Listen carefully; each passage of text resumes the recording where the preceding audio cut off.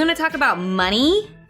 Yes, money and all the things we've had to unlearn about money.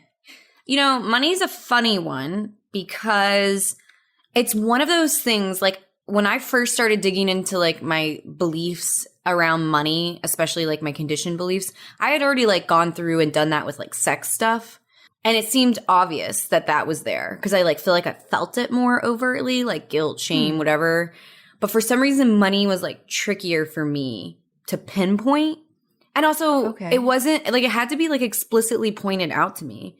My partner at the time was like, your beliefs around money are like not healthy. Actually, he would never have said not healthy. He was like, they're just like kind of contradictory and you might want to look at those. Because he's British, so he was like, yeah, it's not direct at all. No. I'm like, wait, no, that was like, that was the American translation of like what he was, how he would have said something. Your beliefs around money is fucked up. Yeah, never. No, he would have been like, maybe if you, I don't know, want to like think about money differently, that could be a good idea. Yeah.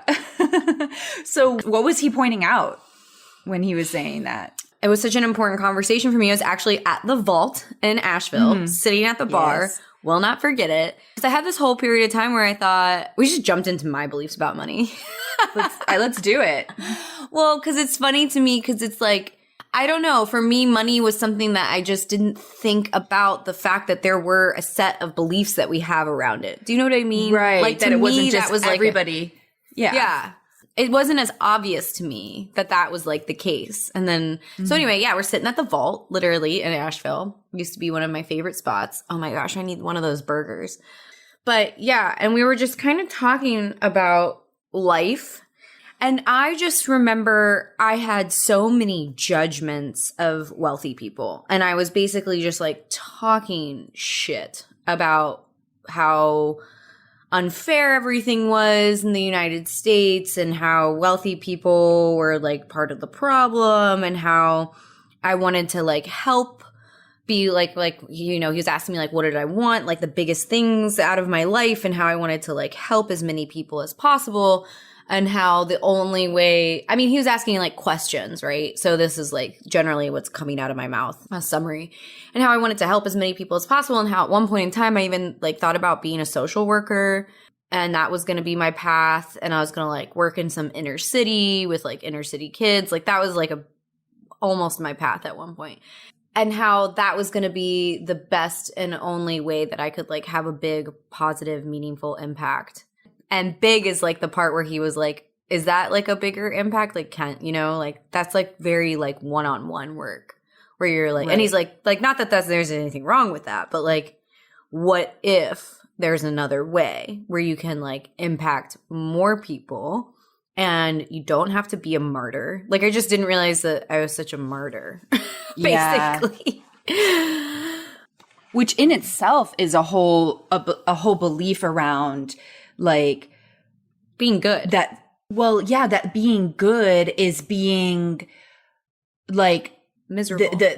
Yes, suffering or even poverty or like self-sacrifice and like humility to the point of like self-deprecation. And like there's this like whole idea that I think is like really has become a caricature of itself for especially like maybe our generation or a kid that is observing these things.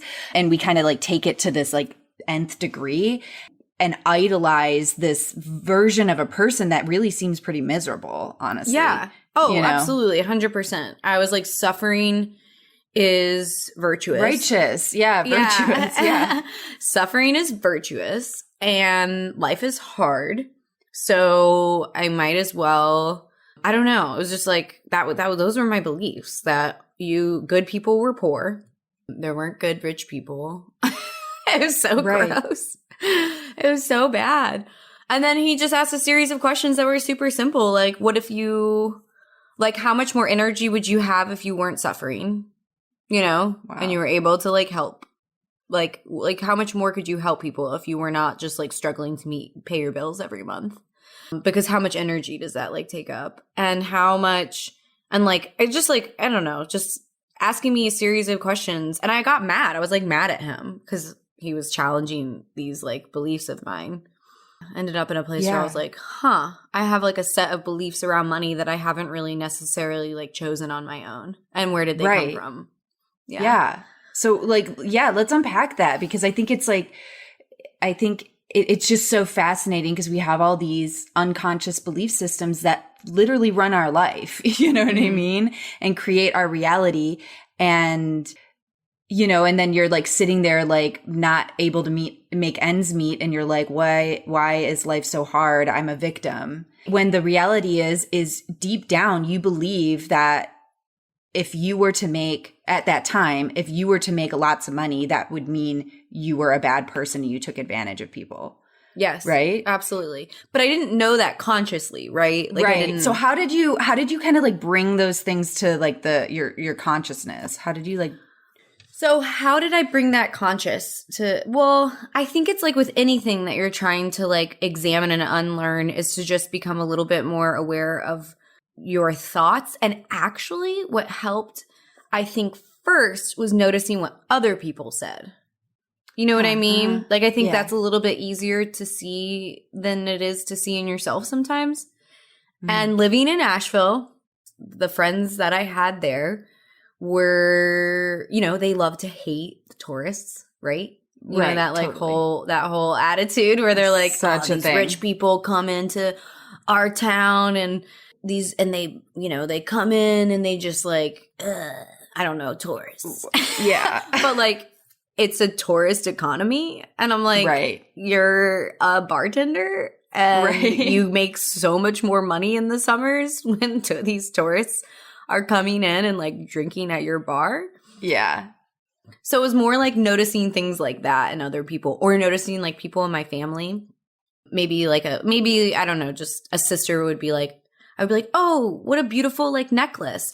Oh, I only got it. It was like only $5 at like blah, blah, blah. Oh, interesting. You know, or noticing maybe another family member being like, I don't know, just, I can't afford that. And in the back of my mind, I'm like, you can. That's just like not a priority to you. Right. So it was like, I think easier to see it in other people. And then when I started seeing it in other people, I started seeing it in myself too. Right. Because then I would hear it come out of my mouth and I was like, oh, I'm doing the exact same thing. Right. Right. So for me, it was a little bit of that, I think. Yeah, that's actually, I really like that because it's true. We use people. I mean, I feel like we've said this before, but we use people as like mirrors for ourselves, where we kind of like bounce off like who we think we are off of other people, and we see things reflected, like similarities and differences, and it helps us figure our own shit out. So, okay, I have a question. This whole idea around like wealthy people being bad people, do you have like a specific memory from like your childhood or something like that maybe like I think for me, the belief was not as much that wealthy people are bad people. Well, I think that belief came kind of from like collectively just culture, like online. Okay. You know what I mean? Okay. Because we love to like vilify like rich people.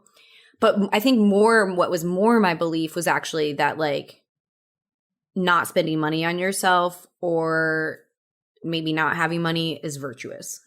That was more my like belief, not that. Oh, okay, like, I got you the other way around. Yeah. Yeah. So it more came from that side of things. And that for sure came from my dad and my grandparents. Like my dad, I mean, he would wear pants until like the pockets were like falling off, like jeans.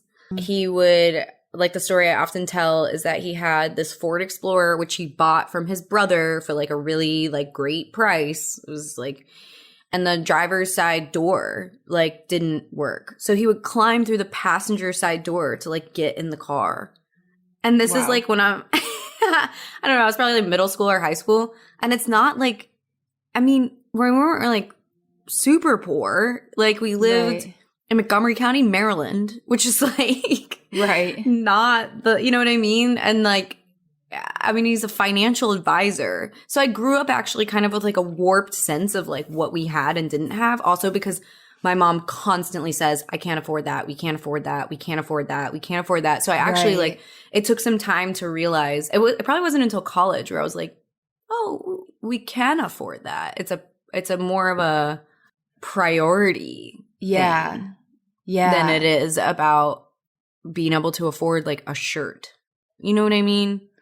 So you almost like experienced this like false poverty. Like it was like a projection of poverty into your life that must have been really, really confusing as a kid, because you probably felt like a ton of anxiety around like, oh my God, like we can't afford, like when you're hearing that as a kid, you're thinking, are we going to be okay? Like, are we going to be, do we not have enough? You know, I would feel nauseous when I would spend money, like physically ill when I would spend money, especially if it was on like a pair, like clothing. That was a big one because it just felt like, do I really need this? Yeah. That was the question my dad would always ask. He'd be like, do you need that or do you want that? Right. Because I would be like, I need this. And he'd be like, is it need or is it a want? And then I was like, oh, I guess when you put it that way, I don't really need it. And I just want it. With like pretty much everything. You could say that for most things. Yeah. I guess I don't really need this lunch, but no, I'm just kidding. I just want it. And that's so, I wonder where that even comes from, that like your wants are not valid. Like they're not. Well, I don't know that he was saying they weren't valid, but he did want me to like think about my word choice. So I will say it wasn't like that extreme, but it was confusing. You know what I mean? It still was confusing, but it wasn't like you can't ever buy something just because you want it. But it was like that's not okay. But he was like, don't say you need it, but don't say you need it if you really want it. Say you want it. I got you. Yeah. So, like, I guess in reflection of that, like, I feel like I grew up, like, actually kind of in poverty, like, a bit, you know? Totally. And so I resonate with, like, the anxiety that you kind of were, like, expressing that you experienced. But it also was like, no, we actually, like, can't afford that, like, for reals, you know? And, like, I remember having so much feeling so panicked about certain things. Just like, you know what is coming to my mind is like growing up, we constantly had cars that would break down because they were just, you know, crappy cars. And like, I have memories of like our car breaking down and us having to roll through intersections and shit to try to like get like scary stuff to try to get to like a parking lot. And I remember just having like little kid panic attacks like all the time about like, is the car going to break down? Is it not going to work? Is it going to be? I remember one time we were driving in this crappy old van or whatever, and I was sitting by the side. It was one of those vans that had those side doors that open up, like a 12-passenger van. I was sitting right by that door and the door just opened on the highway. It just like flung open because it wasn't working. And I'll never forget, I was little. I mean, I was probably in elementary school, and I'll never forget the feeling of my mom she was driving and she reached back with her right arm and grabbed my right arm to keep me in. And I never forget how much that hurt. Like, I remember I was in so much pain because of how hard she was grabbing me. Oh, this is like making me want to cry. I don't know. It's like kicking some stuff up, I guess. Like, and it was like this juxtaposition of she's trying to save me, but in saving me, she's hurting me. Like, she's really hurting my arm. And that is like a completely different topic of conversation. I guess for our listeners, I lost my mom to breast cancer a few years ago. So I think it's kicking up some loss there right now. Whew. Okay. Calming down. Anyways, the car thing was like kind of this archetypal representation of poverty, I think. And then also experiencing, like, my dad, all he did was work. He worked 2 jobs. He was gone all the time. I never saw him. And it was like always struggling. I felt like we were always struggling. And so my beliefs around money was just, there wasn't enough. There wasn't enough of it. And then also another thing that formed beliefs around money is that I, like, this whole thought of it was like my time and effort and energy wasn't deserving of money. And the reason I think why that developed, and it is, I feel like it's something that happens a lot with kids who grow up with like parents in church ministry, is these kids end up being kind of like these like little like slaves where I grew up literally like licking envelopes and sticking like for sending out whatever or mopping floors or doing work or that like they should in have like been. horse stables too, right? Well, Wasn't yeah, that part of it? Yes, and Like and free working work there. in horse stables, because sometimes you tell me the stories of like work you did when you were little, and I'm like, wait, what? Hard That's like- fucking work, like that's like labor, labor. physical labor. Yeah, Yeah, and because I'm like licking stamps is not. I needed like I was like paint the picture more because I know that it's shoveling like nuts. horse shit. When you're like a child, I'm like 11 for hours. Yeah, so in the freezing cold. Sorry. Yes, the buffalo freezing cold, which is a different type of cold. But yeah, so the combination of the church work, like I did a lot of like cleaning work. I did working at the stables just in exchange for like getting to ride a horse. Like I probably worked 20 hours a week there. Like lots of work that I never got paid for. And what that told me as a kid was that my time and effort and energy isn't deserving of money. Like it isn't deserving of that. And so I really had a pretty significant scarcity, like poverty mentality, like all through my 20s. And I really identify with what you said about like spending money, I remember standing at the grocery store and the grocery, like it came up to be like $60 or something like that to buy groceries. And I remember having a panic attack, like full blown cold sweat. I remember I had to call Luke and be like, is this okay? I needed like actual like verbal like confirmation from somebody that it was okay that I spent $60 on fucking like food necessities. Yeah. You know, and was it for your kids too? Yeah, it was. Yeah. I think I might have had Evie at that point. And it wasn't, I think having Evie though, I started my journey towards like undoing scarcity and embracing abundance, because I was just like, I think I looked at this kid and I was like, I don't want you to feel this way, like the way I feel, you know what I mean? Like, how do I undo these beliefs? But yeah, like, and I think, I don't know, just like the realizing all that stuff, I just have to like look back at like little Emily who like worked so fucking hard all the time and like tried to do my best. And just like, I just have to give her so much like compassion and love, like, you know. Totally. But figuring all that out on your own, especially like, I feel like there's a lot more conversation around this stuff like these days. Yeah. But like this whole like personal development wave is like relatively new. Like it was not, it really is. Thing. It was not a thing when you were like having Evie and. No, it was just, I was just like, yeah, it really was. I had Evie and I was like, I don't want her to feel so many of the things I feel. I don't want her to believe about herself or about the world so many things that I believe.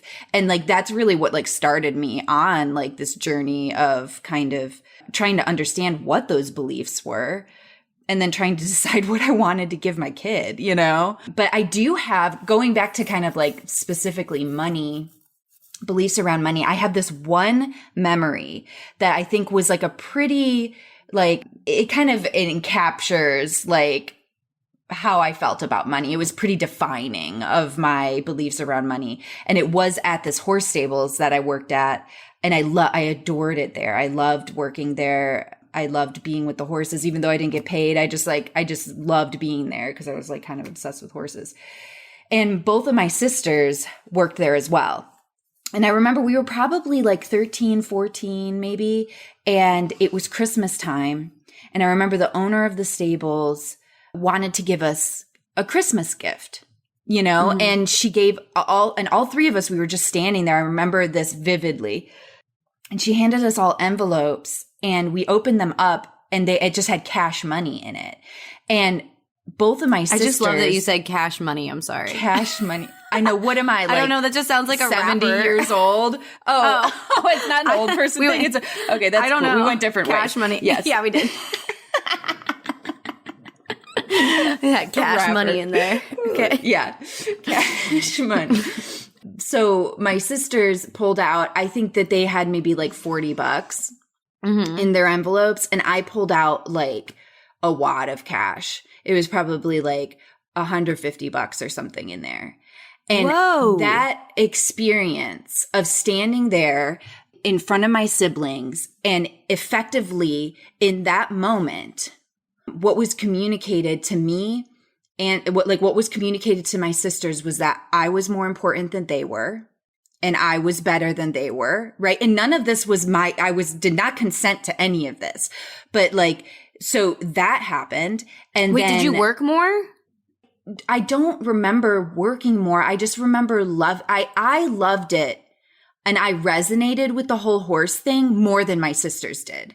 So maybe I was there more. I don't know. But I feel like the three of us worked the same hours. I just was more passionate about it maybe in some ways, but it wasn't anything that warranted at all.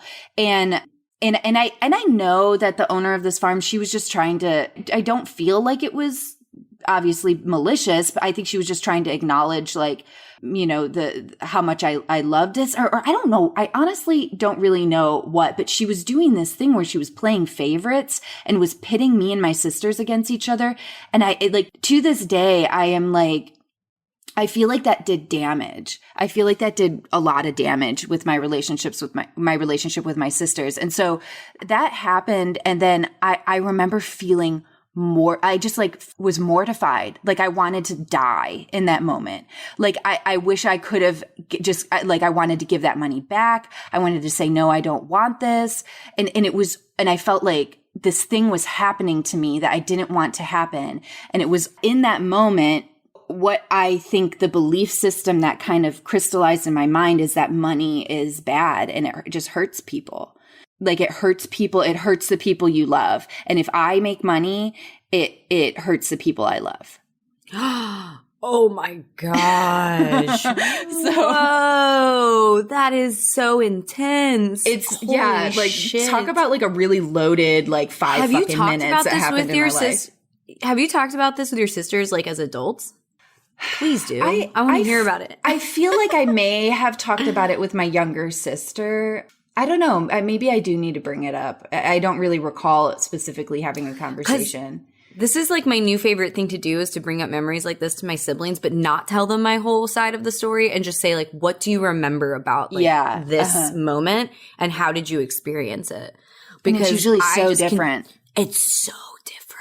Mm-hmm. It's so different. It's just like really, really reinforcing the fact that like we all had such different like childhoods. Yeah. Like completely different childhoods in the same roof, under the same roof. I don't remember what happened after that. Like literally, I just remember that moment. Like so crystal clear. I remember exactly where I was standing. Did you feel guilty? Oh yeah. Like embarrassed. I felt ashamed. I felt guilty. I felt so bad for my sisters. I was upset. I was confused. Like it was just all this awful stuff. And I feel like I also had like feelings of probably in there of feeling like, yeah, I do work really hard and I am really passionate about this, but not really wanting it to be acknowledged in this way. And also being really confused as to like the public nature of it. Like, I don't understand what was like happening in this woman's mind though, really to like do that in front of my sisters. Like it would have been different if she pulled me aside and did it. I think there's a detail missing that I'm not knowing about how it was like, how was it like forced public? Do you know what I mean? Forced in the public. Oh, okay. Because it was her, she gave us these envelopes, all three of us together, standing there together. We opened them together. And she said, can you open these together? And we opened them when we were there. Yeah. I don't know Oh. if she said that to us, but we opened them and she was standing there and we were standing there. She was just like, here's a gift, and gave it to us. And so we were opening it. But it was like me there with my sisters. I just like, why wasn't this like a one-on-one thing if she was going to have such an obvious difference, you know? Anyway, really bizarre thing to just like happen in general, but it said so much to me, like, cause all I was going on was just complete like poverty mentality. And then here, probably I was given a wad of cash bigger than I'd ever like seen before, you know what I mean? And it came with such like this awful price, or like it was so loaded. What happened you know? to that money? I don't remember.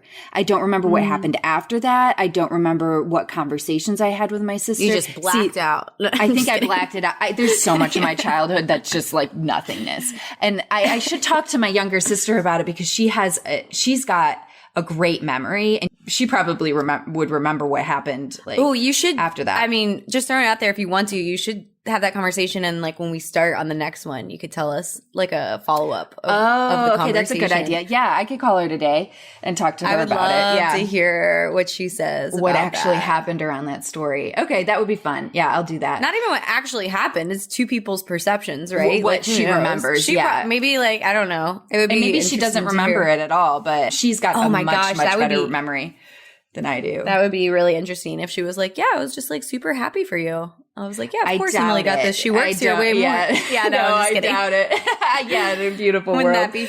We're all so healthy and mature at like 12, you know, to do that. It's just, I was nothing but happy for you, Mother. Oh my God. Oh my no. gosh. So anyway, yeah, lots of fucked up beliefs around money for me that I When honestly, did you decide to like change it for, was there any point besides having Evie where you were like, I want to change this like for me? Like cause like, I don't know, maybe when you were a bit older, like when we had met and stuff, cause we started having these conversations around money. Cause it's funny, like it's still there for me. Like it's not so there for me still, actually, in a big way. I honestly, like, to answer your question, I think I'm like doing it now.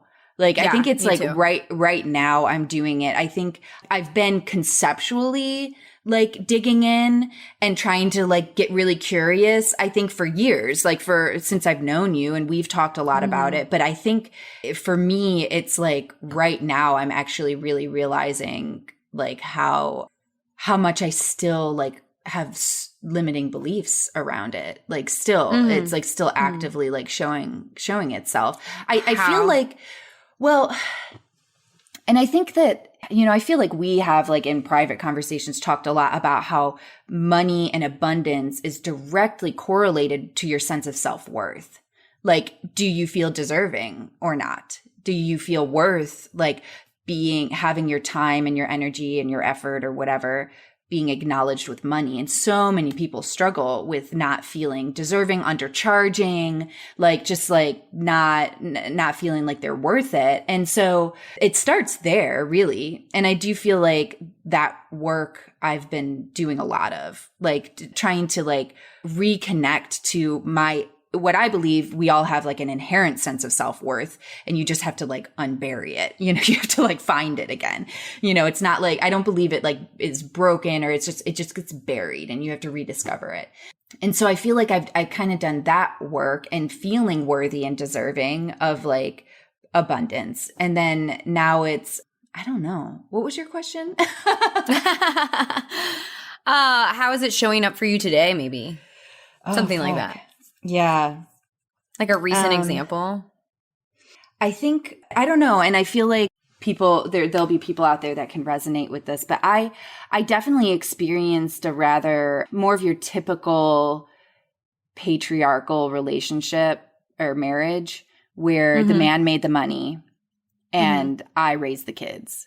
And it happened that way through a lot of like, I think a lot of like desperation and trauma bonding, and just we were in survival mode in those early years, on top of like my Evie was a surprise. And we kind of fell into this thing that I was never really like, I wasn't ever really like super stoked about. Like I just You weren't like, choosing it. It was just no, like what happened. it was like out of like necessity. And he went to work and just like busted his ass and tried to make ends meet, and then came home so fucking exhausted. Like, I remember watching him through the kitchen window. Like, he would come home and I'm crying again. What the hell? It's okay. I love you. I'm just feeling it today. I would miss him so much all day. I would miss him, and he was gone, and I was just kind of stuck at home with an infant and trying to figure that out. And I remember he would come home and he would just sit in the car for like a long time. And I remember I would just like I would look out the window and see him and feeling all sorts of things, feeling like he doesn't want to be with me, you know, taking it personally, of course, but then also feeling like he's working so hard and he's so tired, and feeling like guilty and bad about that, like that he has to work so hard, and maybe he would be happier without me and without our children, because like he has to work so hard to provide for us. And this was those like really hard early years, and we eventually like figured out how to build our own businesses and how to have more abundance in our life. But it was like, it still was pretty asymmetrical. And right now, I think I'm kind of like coming to this place in my life of really balancing those scales and wanting to provide for me and my girls, like on my own, like wanting to figure out how to do that for myself.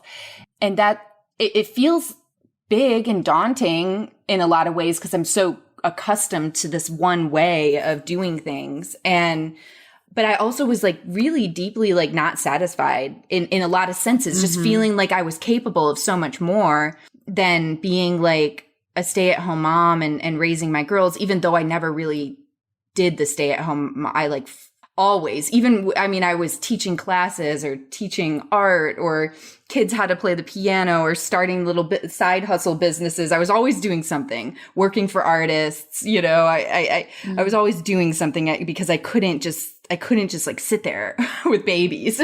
And this is not to say there's some people that really enjoy that dynamic, and that's fine. But for me, I was not like, I didn't feel satisfied, you know, and I'm really looking forward to like cultivating this more in my life, because I want to feel that sense of like pride in like, because like how I mentioned, how money is connected to self-worth. And I just want to feel that pride. Like, I fucking did that. You know what I mean? This big ass savings account, like, you know, or whatever it is. Like, I did that. And I think that's going to feel really good on like a larger scale. Like, and I know I kind of painted that whole picture to seem pretty, I kind of simplified it, and it seems pretty binary, and it wasn't quite that extreme. Like, I definitely, you know, I've created businesses and sold businesses, and I've done things on my own. Like, I've done stuff, but it's so hard to like capture. Yeah, like, there's a lot, but a decade plus into like a 5-minute period. I mean, yeah, that's kind of the problem with like things like podcasts, right? Because you're like, you think you actually like get a good grasp on somebody's like decade in a 5-minute segment, but I know, no, you've created so much. But it's interesting because it's like, I also have heard you say that you don't want like, you know, to fall into the trap of like how much you earn being like an indicator of self-worth, but there is like an element of that is just like, I don't think it's a bad thing. Like, right. It's like, about finding that balance, really. It's about finding the balance of like, to what extent am I feeling secure and proud of what I'm doing? And like, I'm not, you know, living scarcity and selling myself short out of like, just like low self-worth or fear.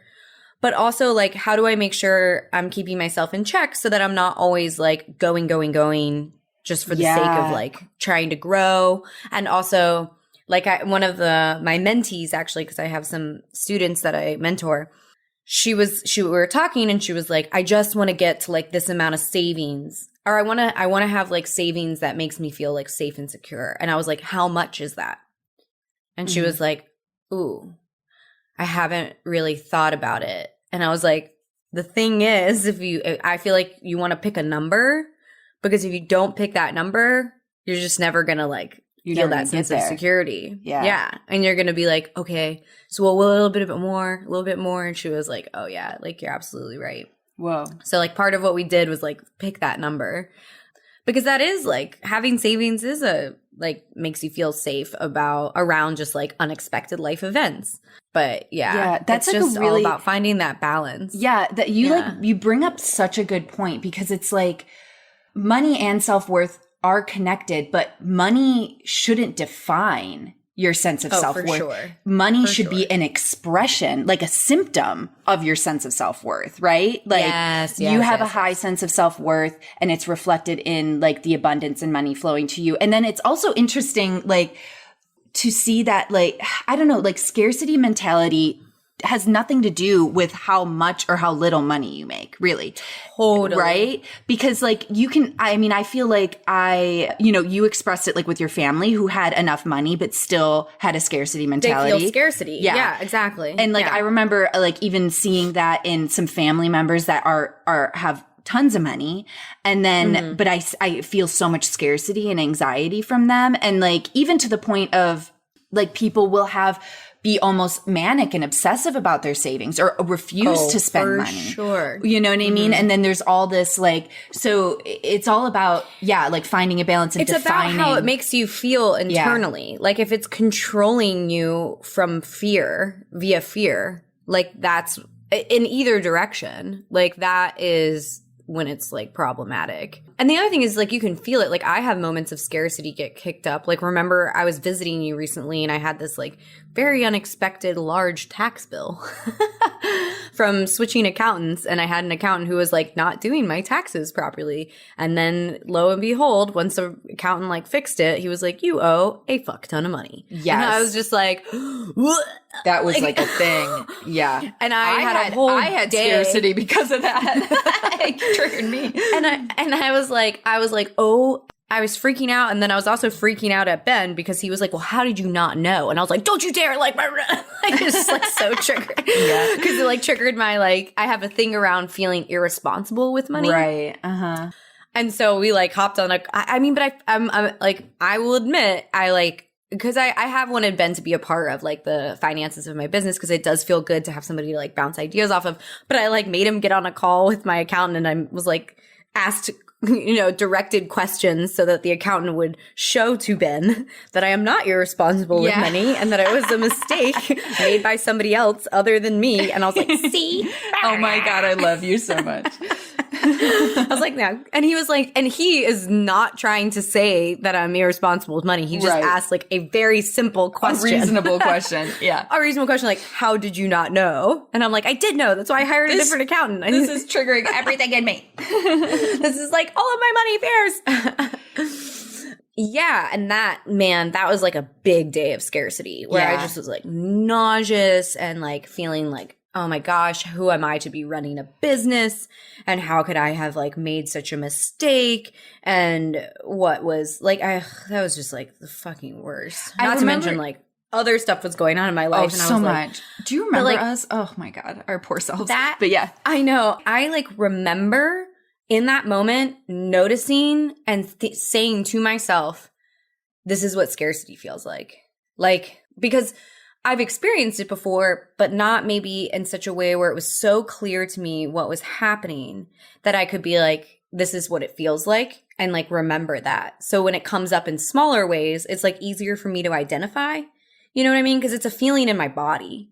I feel it very much in my body. It's a very distinct like pattern and series of thoughts that it creates, like repetitive, like unconscious, like, oh my God, you're irresponsible with money. Who are you to be running a business? Like, just, yeah. So I remember being like, this is what scarcity feels like. And it's made it easier for me when it comes up to identify in the future.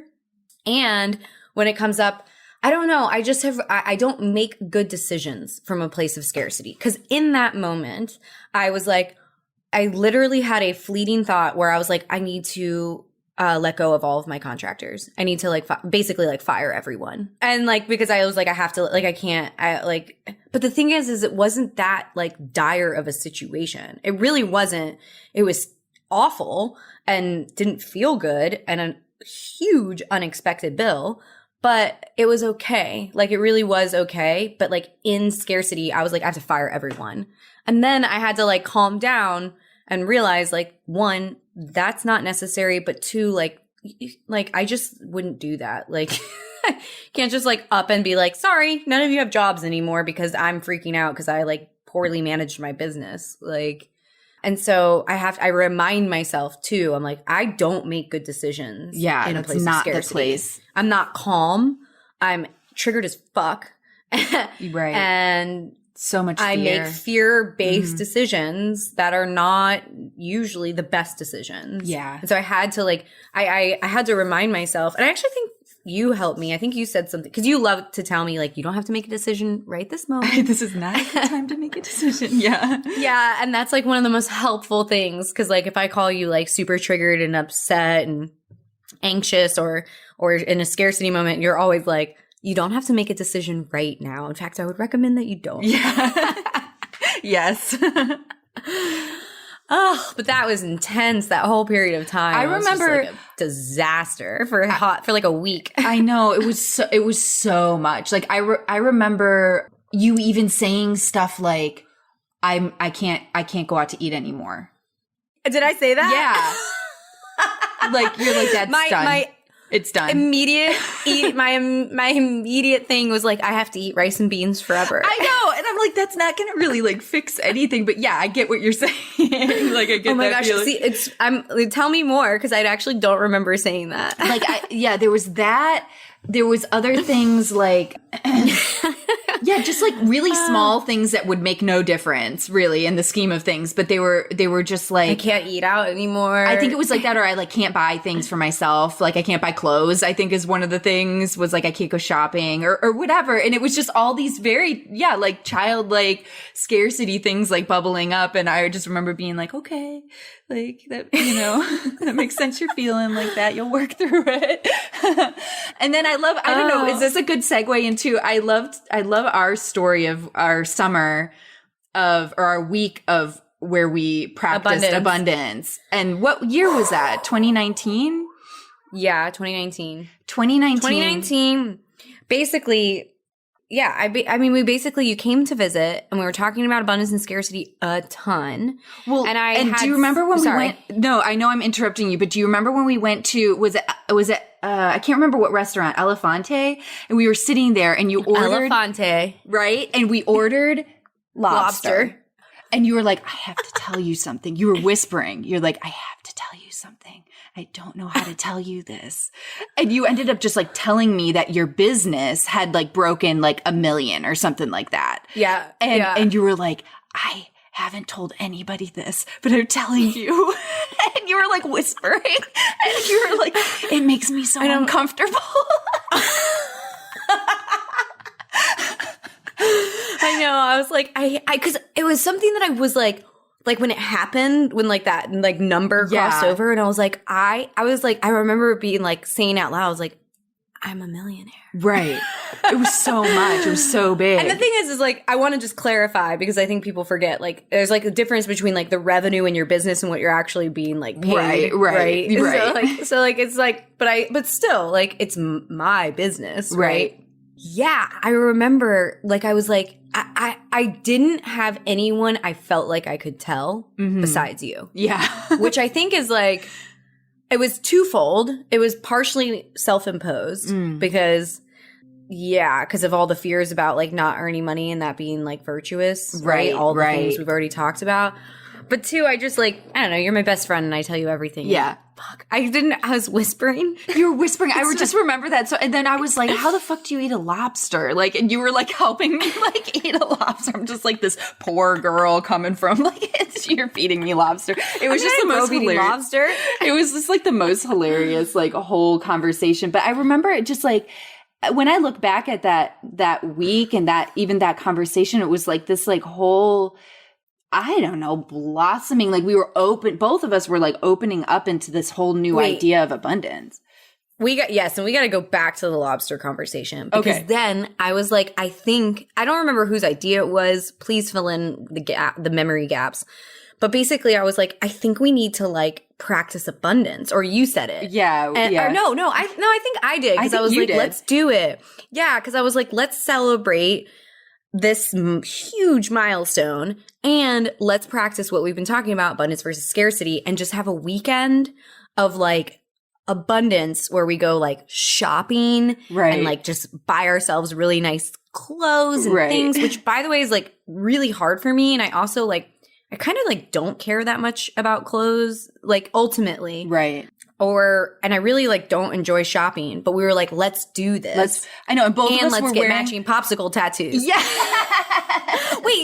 This is when you told me the popsicle story. Yes. And we're in Elefante eating lobster. I had just made my first million and we're crying about the popsicles. You're right. Yes. The popsicle story. And then we're like, let's go get matching popsicle tattoos. We did. You have to tell the popsicle story like briefly. Okay. Yeah. So the popsicle story. Oh my God, I love us so much. We're the best. But the popsicle story. Okay. And it's so funny because you're right. We like both like had this, we were both working on abundance. It was like very present in both of our lives separately. And then like we came together and like celebrated. But earlier, or it must have just been like just a few days or weeks before, I had this whole moment of realization, like the big download epiphany thing, like angel chorus and everything. And it was, because I was asking myself the question, like, where did this scarcity come from? Where did this belief come from? And I had this memory. That just like surfaced. I was probably, I don't know, I was little, elementary school, 7 maybe. And my mom had just gone grocery shopping. And as you know, I already expressed, we didn't have a ton of money. And so she brought home this like box of popsicles, like one of those old school popsicles that had like the 2 like sticks in them. You know what I'm talking about? You'd have to break them apart. It was always very confusing to me. Like, am I supposed to eat the whole one or do I have to break it apart? I don't know. And, you know, looking back, like that was like a kind of a luxury expense that my mom, you know, paid the $10 or whatever for this big box of popsicles. But I remember she brought it home and I just felt like this overwhelming sense of abundance. Like, look at all these popsicles. We are like the wealthiest, like I felt like royalty or something like that because of all these popsicles. And I was so excited and so stoked about it that I literally like grabbed this box. Who knows where my mom was, but I grabbed this box of popsicles and just like called out to my neighborhood friends. Like, and just like handed. I just like imagine you like whistling. Like, I just was like standing on like, and I just like all the friends, they were all out riding their bikes or whatever. And I just like summertime just handed out and gave away every last popsicle. And I remember just feeling so happy that I could share the joy that I was experiencing with these popsicles and I could share that abundance. You know, it was just pure abundance, pure childlike abundance. And then I remember my mom catching me doing that and scolding me. I remember she like pulled me into the kitchen and she scolded me like, how could you just give that away? You need to ask before you do stuff. Like, you know, and seeing now, looking back, that she was just like trying to have like a special treat for her family, you know, and she was just like trying so hard. Like, I don't blame her for being upset. But what happened in that moment was I really like put down that like beautiful intrinsic abundance that I had. And I picked up my mom's scarcity, you know, in that moment. And so, yeah, and I like told you this whole story in Elefante as we were eating lobster and crying into our lobster about the popsicles. And we're like, we just have to get back to the childlike abundance where we give out the popsicles. Yes. Yes. And it was just like, I'm cutting your lobster for you because you don't know how to eat it. But it was this whole idea. I think the big realization was that abundance is natural to me. That I was like, that is who I am, my like authentic self. And I get to put down scarcity and pick my abundance back up. And so, yeah. And so we're like, let's practice abundance. And we literally take our asses to Rodeo Drive. Yep. Like we're the fucking Kardashians walking around.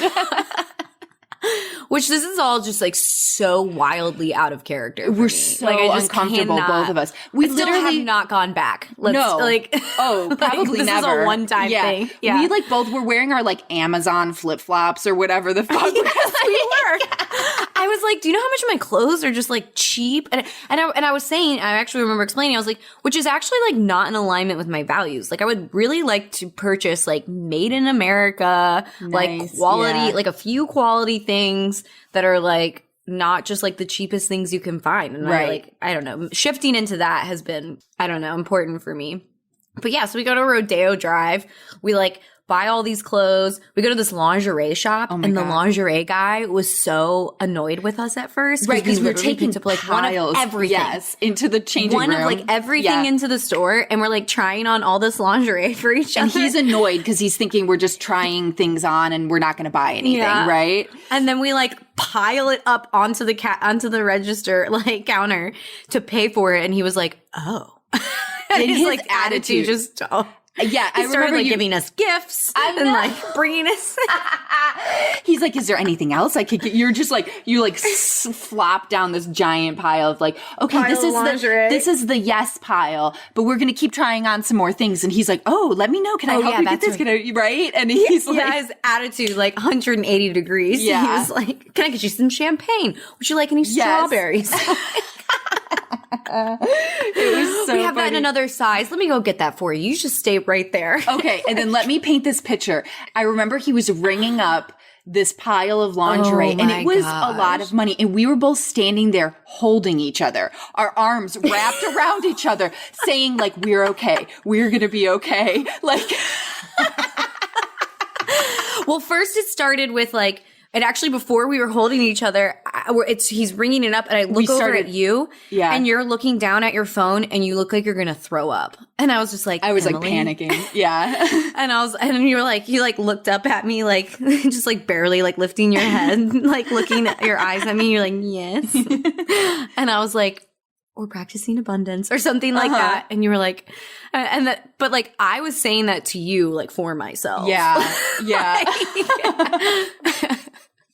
And then we like embraced each other in this hug while he's like the like money on the registers like going like hundreds of dollars, and we're like, it's okay, we're gonna be okay. I know, it was so uncomfortable, but also like really fucking fun, and it's so funny to like look back at. It was so fun. And then we have like I have like haven't purchased clothes like since then because I have so many like.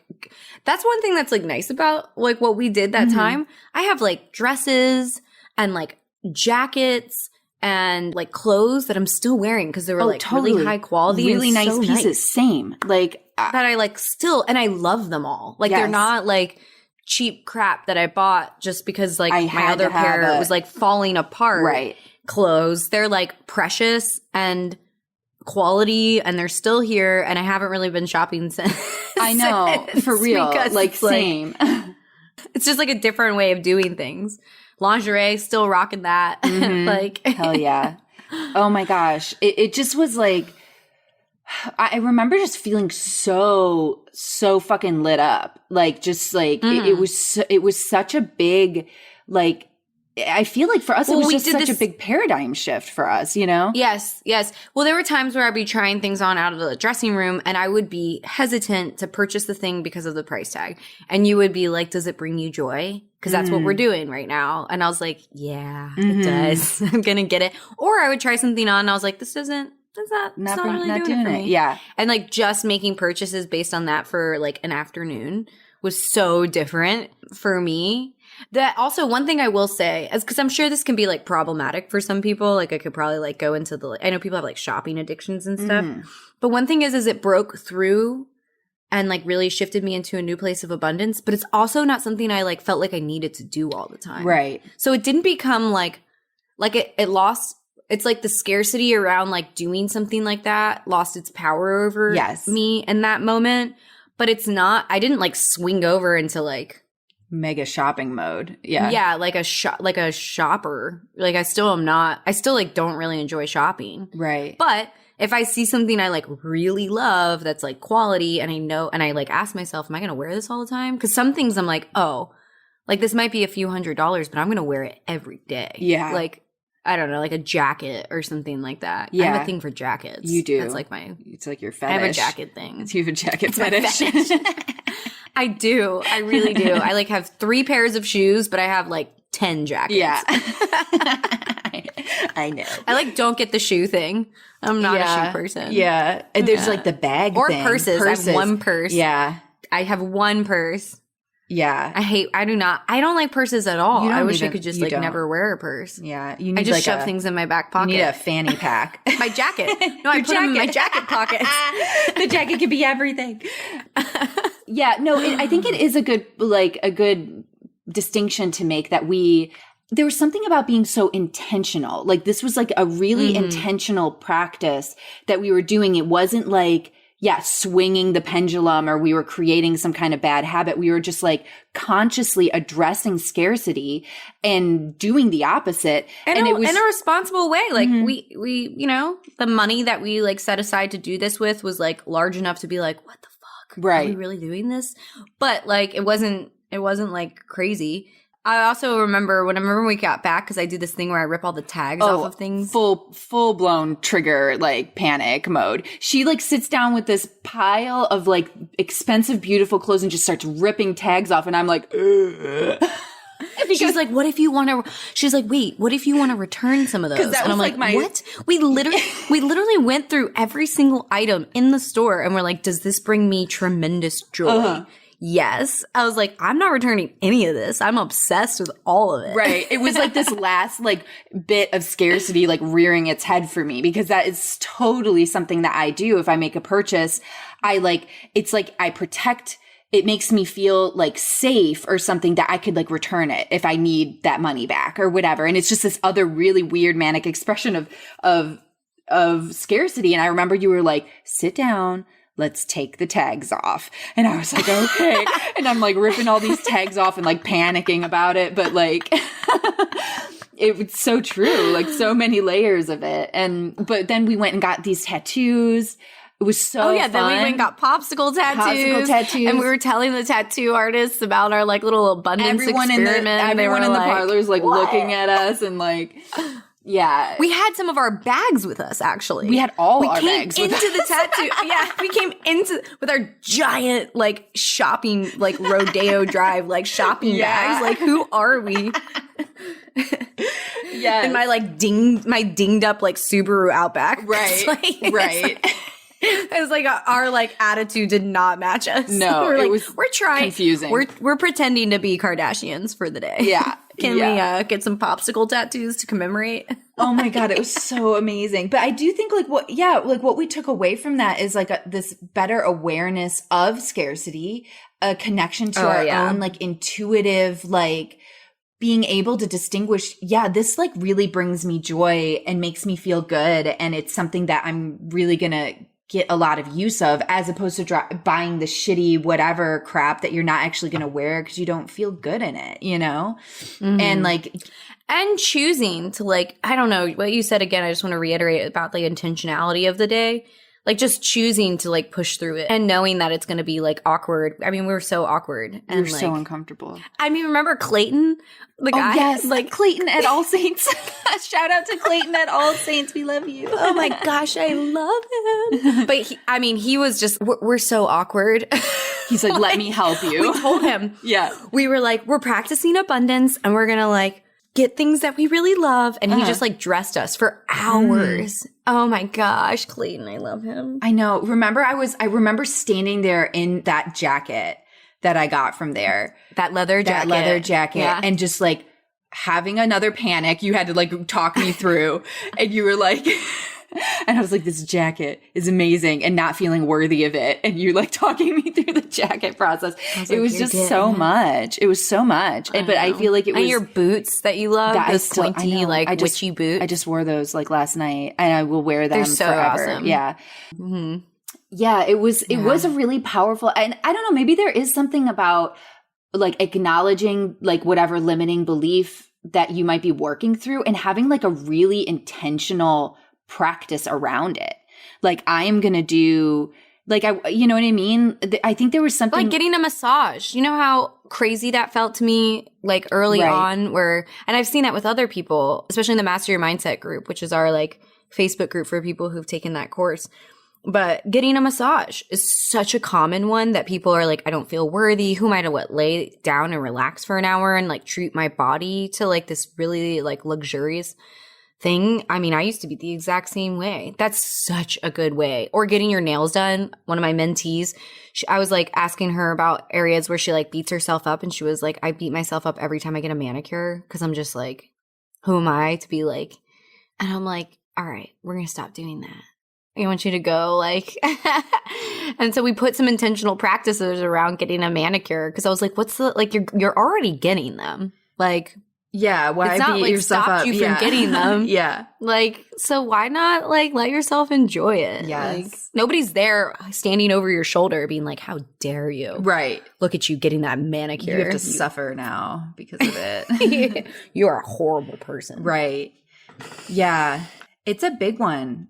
Scarcity is a big one. And I think there is just so much we have to unlearn from our parents, and our parents believe that they learned from their parents who were probably in the depression. You know what I mean? And there's just like a lot of scarcity, I think, passed down. And you know what I mean? But I do think that like doing the work to uncover your beliefs and then see where you are perpetuating scarcity in your life because of these beliefs, and just reframing those, like shifting that up, put it in your morning routine. Like I just did a new morning routine this morning, and I have a lot in there about like abundance and shifting that mentality around money still. And I think it's just, yeah, it's a practice for sure. Yeah, totally. And the other thing is I don't know. I guess I want to kind of reiterate, although we've kind of touched on it, that like abundance really truly isn't about like making millions of dollars. Like it's just about it's about money not being a negative. And I mean abundance with regards to money, because there is abundance with like love. But specifically with that, it's not about making like the most money or as much money as you can. It's about money just being a positive force in your life, ultimately, rather than something that is like creating fear and negativity and resentment. Like that is all we're talking about. And that's going to look different for everyone. I mean, there's a lot of things that like, it's funny, the whole like shopping thing. I used to judge people who like love to shop because I was like, I don't know, gross. I'm judging it because I couldn't do it for myself probably. And now I'm like, I mean, when it comes from a healthy place, but who am I to say like whether or not it's coming from a healthy place? But I'm sure there are people who have like, who like really truly enjoy shopping from a place of like high self-worth, and like good for them. Like if that's like their thing, like good for them. I don't know. Money, man, it's a beast. It's a lot. It's a lot. Yeah. And I think, and the thing is we need it. We live in a culture where it's necessary to survive. And so I think it's just like really important to have a good relationship with it. You know what I mean? And make sure it's something that is bringing you a sense of security and peace and joy and confidence, and not just like fear and anxiety and scarcity and draining you and resentment and bitterness. And it's like, yeah. And honestly, it just starts with getting really curious, remembering those really defining moments in your childhood that, you know, recalling what you've been taught about money, and then getting really curious on like, does that serve you or not? Does that make you feel big and strong and powerful and abundant?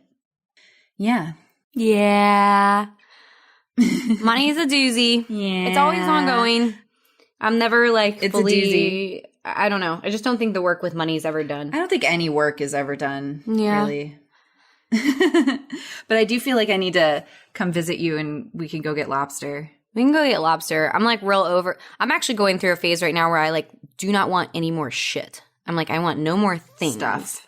But we can go get lobster. Yeah, but food, that's definitely my guilty pleasure. My guilty pleasure is like really delicious food. Really nice food. Like, yeah, oof. hell yeah. Like food that makes you like your eyes roll into the back of your head. Like orgasmic food. Yes. There's these oxtail Speaking dumplings. Of orgasmic. I actually went to dinner with Kana the other night at Tar and Roses, and I was like, listen, when we eat these oxtail dumplings, I'm going to need a moment of silence. Sorry, I'm weird. Reverence. Oh and my she God. was cracking up. She was like, I like that. I'm into it. And we like each ate our oxtail dumpling, and we were just like, oh my God. I love you so much. It's so true. That's like, whew. It's the weight of my heart right there. Well, let's talk about sex next. Yeah. Oh, I am sex. so unlearning sexual beliefs. I am so excited about this topic. We used to have a whole podcast on just sex and beliefs around sex. So until next time, my friends. Hey guys, we're just here because we want to share something exciting with you. We have even more content that you guys can access over on our Patreon. Yes. So it's going to be patreon.com/innerarchaeology. And we're going to have podcasts there for you every month that you can listen to that are only available there. And they'll be mostly juicier topics, things that we kind of want to, put behind a paywall. Yes, it feels good. It's not out in the whole world, just floating around. So, including the next podcast that we were talking to you guys about, unlearning sex, will be on there for you guys to check out. So you can head on over there. There's all sorts of different options for you guys to be a patron of us, and all that support and money is going directly to Sarah and I to continue creating amazing content and like other fun stuff. And things like master your mindset and putting together things for you guys, especially things that you request from us. We love that. Actually, Emily is working on some meditations because a lot of people have been asking for those. So it'll be lots of fun little goodies that we are consistently uploading each month. That's kind of what you can expect from that. And also some swag. Swag. If you guys love us and you like what we're talking about and you want to hear more like behind the scenes stuff and juicy content, head over to our Patreon and you can become a member and a patron there. And we will be endlessly grateful for your support. Yeah. And again, that's patreon.com/innerarchaeology. Thanks, guys. Bye.